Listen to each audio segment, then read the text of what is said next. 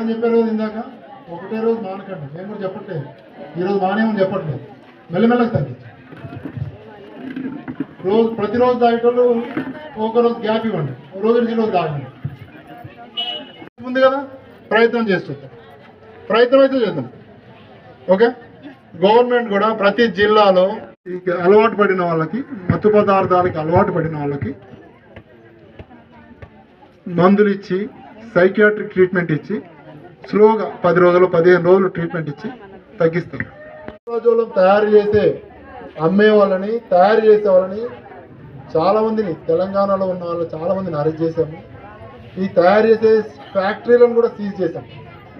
వాళ్ళని అరెస్ట్ చేయడమే కాకుండా వాళ్ళు తయారు చేసే ఫ్యాక్టరీ, పెద్ద పెద్ద ఫ్యాక్టరీ కోట్లలో ఉంటుంది. ఒక 10 ఫామ్ హౌస్లలో పెట్టి తయారు చేస్తున్నారు. ఫామ్ హౌస్ సీజ్ చేశాం. విజయ ప్రతిజ్ఞ చేయుచున్నాను మరియు కల్తీ కళ్ళు, అక్రమ రవాణా మరియు వాయిస్ వెనకాల రావట్లేదు, మరియు దుర్వినియోగంపై జరుగుతున్న